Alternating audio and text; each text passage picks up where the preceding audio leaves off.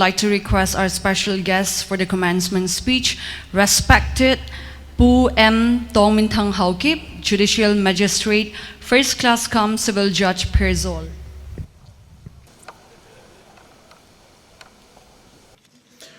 A very good evening to all of you. That's pretty loud. Thank you so much. I'm very honored. Principal Sir Vandalin Haokip, respected members of the Administrative Committee, esteemed faculty members, other dignitaries, proud parents, and the extraordinary class of 2025.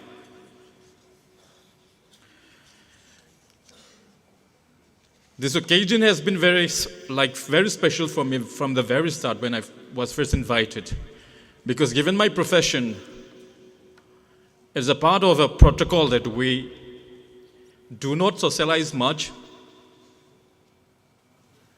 and mostly we avoid social functions so that no controversy whatsoever arises that would impinge on us when we discharge our official duties as a judge.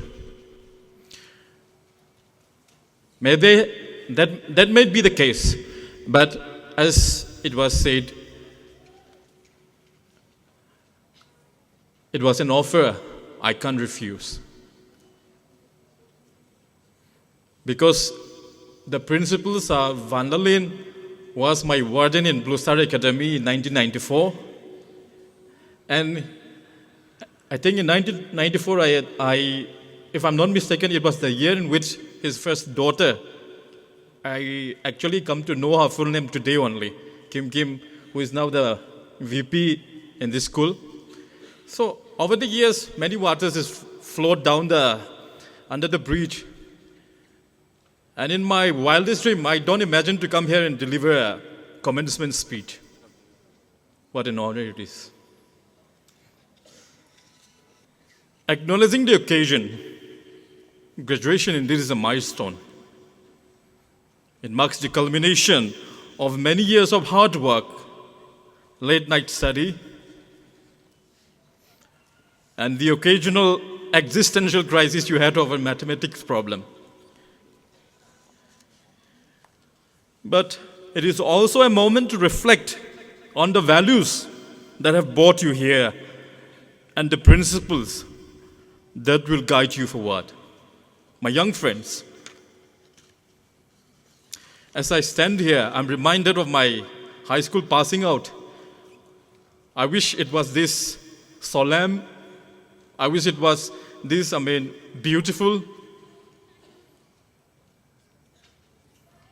You are very, very lucky. In fact, I'm a bit jealous.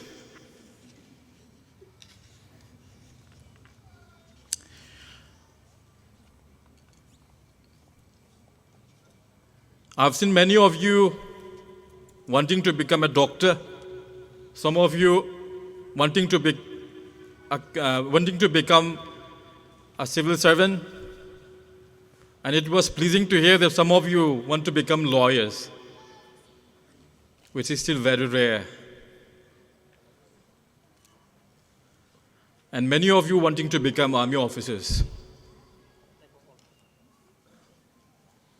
Now, in this age of precocious minds and overachievers, it is really intimidating to deliver a one-size-fits-all speech that will be equally beneficial to you. Because I myself, I'm not from medical background, so I can't really give tips on the specifics of becoming a doctor. Similarly, for those of you aspiring to be army officers, I can only give you so little tips for you. But my young friends, tonight, I want to leave you with something which will equally apply to all of you, regardless of your endeavors and the fields that you would choose. Many years back, when I was a student of Blue Star Academy, As boarders, we were forced to buy the New King James Version of the Bible. And we were forced to memorize many good scripture passages, regardless of the religious background that you come from. Even Métis were asked to by heart it. And the then principals are Dr. Dalian, would tell us moral stories. And many summers from then now, today, even today, those values, principles, have managed to keep me in good stead, whether in my professional life or in my private life. So my young friends, this evening, I would like to set the tone of my short speech. In as much as this is going to be about the celebration of your achievements, it is also about preparing you all for the road ahead. It's about equipping you all with the tools to navigate the complexities of life, to overcome the inevitable obstacles, and to make a meaningful impact on the world and the society. In the coming months and years, you will face choices that you will have to make, big ones, small ones, that will define your path. Some will take the road less taken, as the poet, the road not taken, in that poem it was written, there's two roads which diverge, and the road which is less taken was taken by the poet. Similarly, some of you will choose a profession or a career which is not mainstream. And while others will have to carve totally new paths of their own. So no matter where you choose to go, there will always be one thing in your control. That is the kind of person you choose to be. So today, as you step into the future, I want to talk about 3 timeless principles that will guide you along the way. The first one is integrity. This will be the compass that keeps you on the right path. The second one is perseverance, sometimes called as grit. I think Angela Duckworth has written a whole book on this topic. A nice one. If you have time, please grab one copy. And perseverance is the strength to keep you moving forward no matter what. And the third, but not the least, is what I call ethical conduct, the foundation of a just and meaningful life. So let's begin. Please bear with me. I hope if you take this to your heart, it will keep you in good state many years from now. So what exactly is integrity? The celebrated English author C.S. Lewis said, integrity is doing the right thing, even when no one is watching. But it's more than that. It's about aligning your actions with your values, even when it's convenient, uncomfortable, or downright difficult. See, if you look at history, it's full of people who had power, wealth, and influence, but only to lose everything because they lack integrity. For example, many years back, there was a company called Enron in USA, which was more than, billion in worth. But because of fraud, it collapsed. Similarly, politicians, they rise to power with promises of change. They can't deliver. They fall from grace. And then athletes, the Tour de France champion, Lance Armstrong, his fall from grace. Tiger Woods, his fall from grace. There are many examples. But let's look to some biblical figures like Joseph, who face betrayal, false accusations, imprisonment, but remain faithful to God and refuse to give into temptations from Potiphar's wife. And we all know how it ends. If that is not sufficient, we may allude to Job. Job's life was terrible. Imagine losing your wife, your children, your wealth. But his resilience and faith exemplified the depth of his moral character, which I call integrity. So let's reflect on this. Integrity is a compass. It doesn't tell you where to go, but it always points you in the right direction. In a world that rewards shortcuts, your integrity will set you apart, my friends. It will earn you in the long run trust. It will build your reputation and give you confidence to stand by your decisions. As a matter of practical wisdom, how do you maintain integrity? That's the next question, isn't it? Start by being honest. Be honest with yourself first. See, I can promise you that we'll meet tomorrow, or that we'll meet at 6 p.m. at Chenkon or something like that. That's easy to keep. Now, of utmost importance when it comes to integrity is self-integrity. You can't lie to yourself. You can lie to your friend. You can't lie to yourself. Your conscience will be awakening you, will torment you. So when your mother and father is not with you, when your teachers are not around, that's when integrity starts kicking in. As you go forth, many of you will go outside. You leave your mother. You leave your school teachers. You have a whole lot of freedom. Now, that's where self-integrity will guide you along. Self-integrity would be not turning off the alarm when you are supposed to wake up. It will be trying to avoid a party of your friend when your exam is near.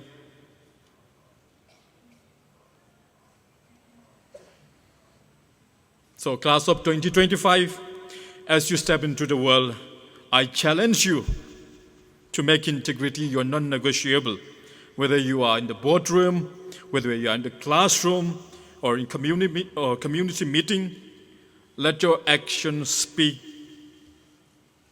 louder than words. At some point in your life, you'll be given an easy way out. You will have the option to cut corners, to tell half-truths, to do something just because everyone does.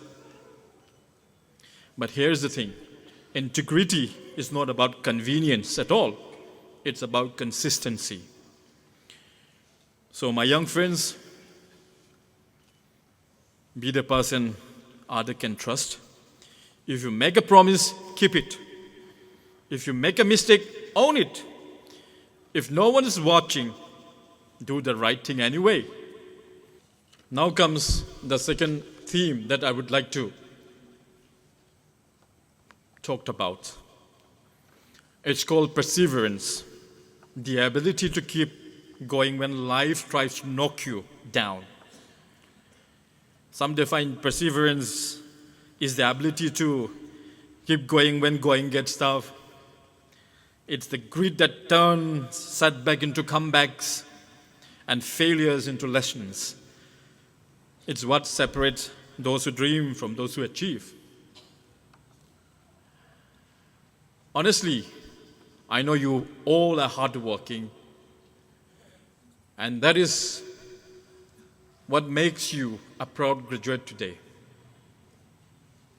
But let me be honest with you. You are somewhere along this life, along this journey, you are going to fail. I failed UPSC mains 8 times.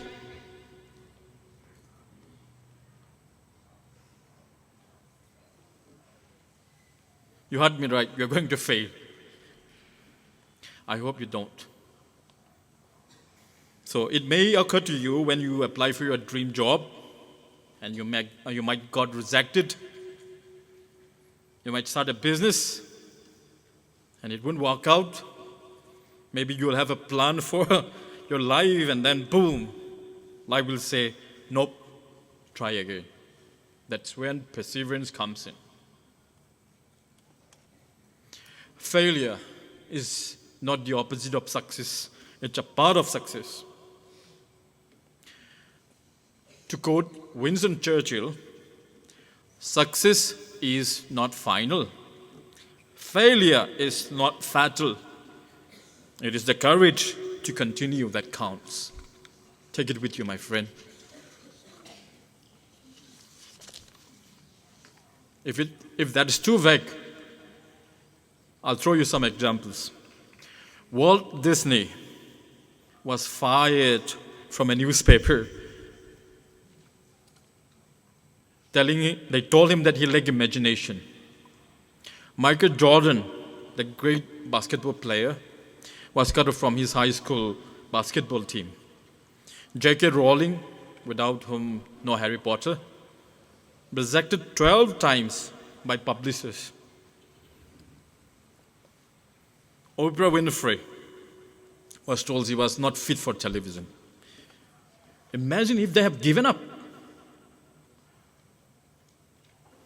Will we have Mickey Mouse? Will we have Harry Potter? No. See, Thomas Edison, the one who invented that bulb, he failed 10,000 times. And when asked about it, he said, I have not failed 10,000 times. I've found 10,000 ways in which it's not going to work. So it depends a lot on how you view things, your situation. That is perseverance. Life will test you. There will be moments when you feel like giving up, especially those of you trying to enter civil services, first-hand experience. I'm disappointed 8 times. But 2014, I got MPS, and then later on, I couldn't somehow join it. And then a few years back, I joined the MGS, all in first try. So keep trying. You're going to get somewhere else. I'm a testimony to that. So how do you build perseverance? Start by setting realistic goals. Don't bring all your books and put on the table. Set small goals. Break down into manageable steps. And celebrate small victories every day along the way. And surround yourself with supportive people, good friends, families, teachers, who will encourage you to keep going. And most importantly, remind yourself why you started in the first place. So class of 2025, remember that every graduate sitting here will face obstacles. Some doors will close, some plans will fall apart, but every no brings you closer to a yes. Every failure is just a training for your next success or victory. Every setback is a setup for comeback. Success is not about talent. It's about grit, resilience, and refusal to give up.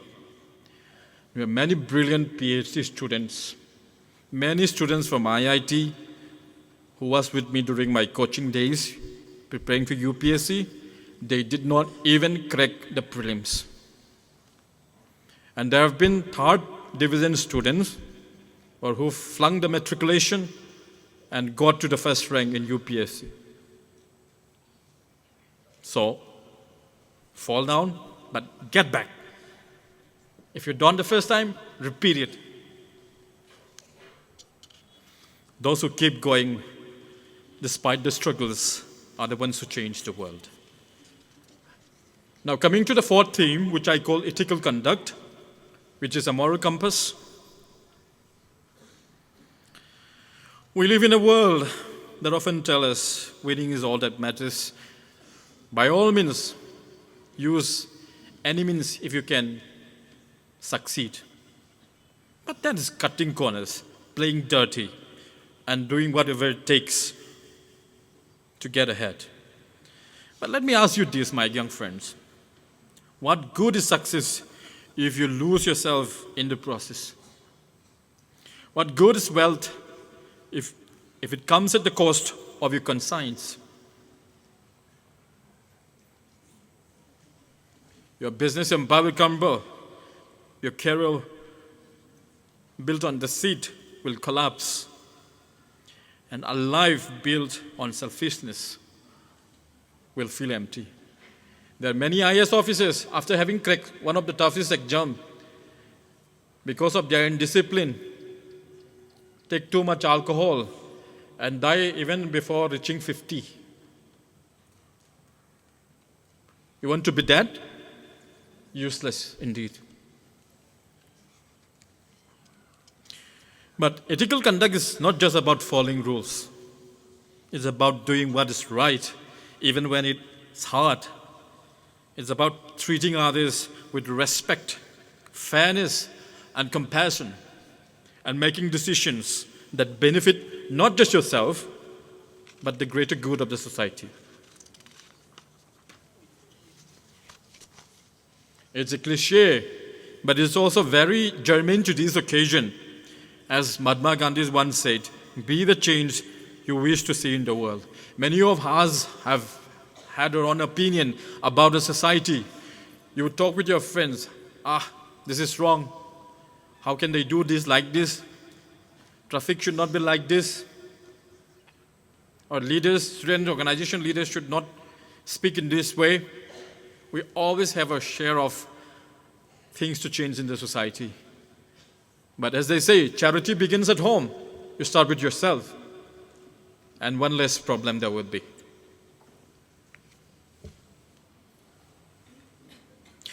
Ethical conduct is necessary because we humans, as Aristotle said, we are a social being.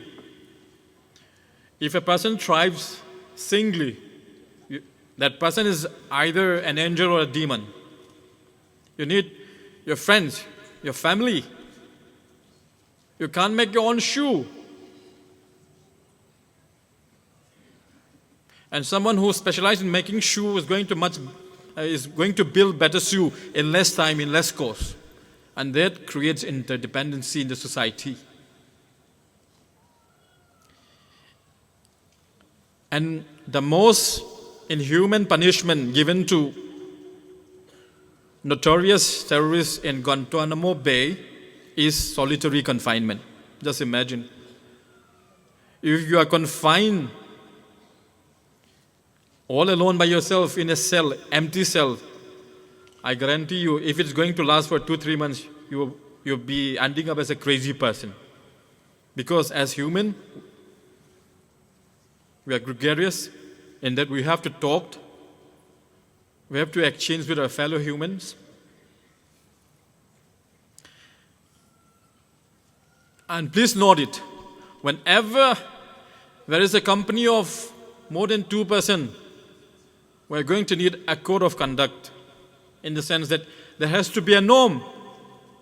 You cannot put your feet on your friend's head, or you cannot do whatever you like. As such, there is something called ethical consideration. So if you become a doctor, be the one who heals, not one who manipulates or who overcharges. If you become a lawyer, fight for justice, not just for money. If you become a leader, serve your people, not just your ego. Because true success is not measured by what you just gain, but by what you give. One of the most brilliant physicists, Albert Einstein, said, try not to become a person of success, but rather try to become a person of value. So my young friends,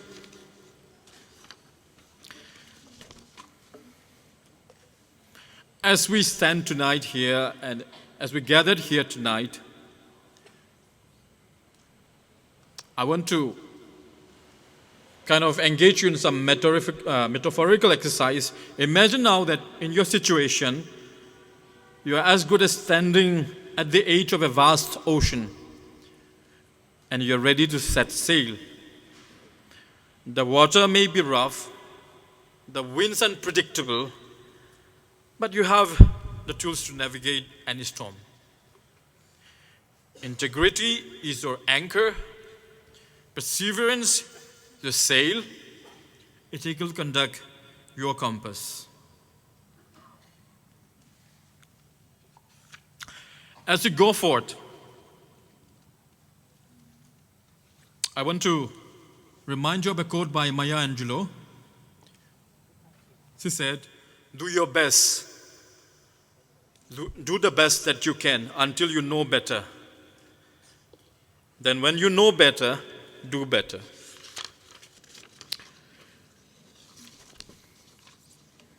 I don't want to oversaddle you with my advices and my exhortation. I know today is your day, a day to celebrate your achievements, to honor your hard work, and to dream about the incredible future that lies ahead. But my young friends, also take a moment to look around you. Success is always collective. It is a moment of great joy as well as to acknowledge your classmates, your teachers, and your families.